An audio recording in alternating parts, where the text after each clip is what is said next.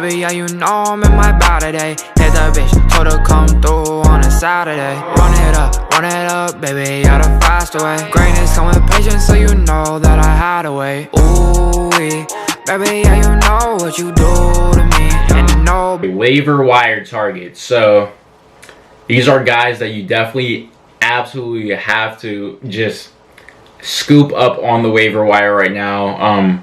These guys had a very hot week 5 performance. Like, bro, there's so many takeaways from week 5. I literally don't even know. But yeah, first guy up off the list, Teddy Bridgewater. So Teddy Bridgewater gave me about 45 points in PPR fantasy. So if you're looking at Teddy Bridgewater, you're looking at a guy who has rushing upside, who has high volume passing. He has really good receiving targets like DJ Moore, Robbie Anderson.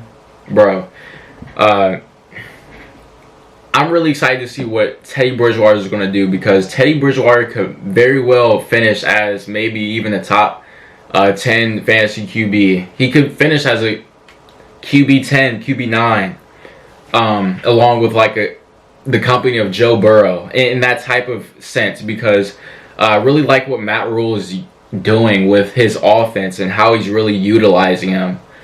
Bro, Teddy Bridgewater, I'm trying to tell you, like, Teddy Bridgewater is actually a viable option, bro. He's really nice, and I love what the Panthers are going to do with him. Now, the downside to having Teddy Bridgewater in your lineup is basically Teddy Bridgewater is not really going to he's not really going to light it up, in a sense where I don't think he's going to throw 5 touchdowns. I think he'll probably run for more touchdowns, surprisingly, because Teddy Bridgewater is not even a running quarterback.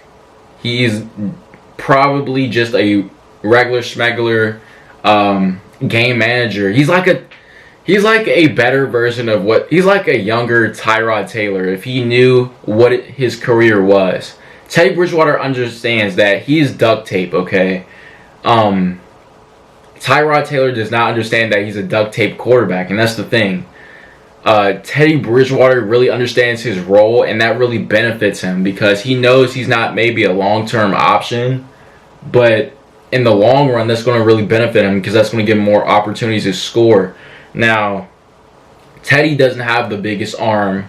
Teddy doesn't have the fastest legs, but he does have a brain. The guy is really nice up top mentally. So, him being a very viable option to start in fantasy is no question, without a doubt, he's a great option to start, because I couldn't see it any other way. He's definitely a great guy to just throw into your lineup week in, week out and expect a great outcome. Now, would I start him this week? Yes, honestly, because he needs to be your number 1 guy. He's going to have that volume, and if he's not already picked up, you have to pick him up right now, because I'm trying to tell you, Teddy Bridgewater is a great option to have, honestly, because if you don't pick him up, you're going to definitely regret it, because he's only trending up. He's trending up in that Panthers offense. He's doing great. He's going to have really good seasons in that Panthers offense. So, now, my waiver wire grade, I want to say that he's a priority. Yeah, he's probably a priority right now, because there's not many guys doing what Teddy Bridgewater is doing on the waiver wires. You have your regular, like, dookie guys on the waiver wire. So I would definitely pick up Teddy Bridgewater any day of the week. Definitely going to be an easy option to pick up. Baby, yeah, you know I'm in my body today. Hit the bitch, told her come through on a Saturday. Run it up, baby, yeah, the faster way. Greatness come with patience, so you know that I had to wait. Ooh, baby, yeah, you know what you do to me. And you know, bitch, I ain't with that foolery. Team full of winners, so you gon' lose to me. Yeah, lose to me, hey, y'all. I'm in the store, I'm working, and bitch, I am back in my Birkin. All the gas, I'm swerving, and these people be plotting and murking. The pick is in, so let's find out what the Chargers are doing at 6. With the 6th pick in the 2020 NFL Draft, The Los Angeles Chargers select Justin Herbert, quarterback, Oregon. And there you see the reaction in Eugene. One thing you won't have to worry about when you're talking about Justin Herbert, his ability to understand the playbook. He carried a GPA of over 4 while earning a general science degree with a focus in biology. I think picking up naked blitzes might not be a problem. Amazing story for him. He came on as a 6th stringer and slowly but surely worked his way up the draft chart and the quarterback chart at Oregon. He has a lot of family history. He is a kid from Eugene, Justin Herbert, and a lot of Ducks in his background. Grandfather Roger ran track at Oregon State. His other grandfather, Rich, played football at Oregon. His father, Mark, played at Montana for the Grizzlies, football and track. His brother played at Montana State, a football player there. Patrick also played at Oregon. And then there's Justin. Played basketball, baseball, and football in high school. And of course, Justin Herbert wearing a Joey Harrington jersey. And now Justin Herbert, another one of the Oregon quarterbacks going high in the draft. NFL Network's Kurt Warner. Kurt, what do you think about Justin Herbert?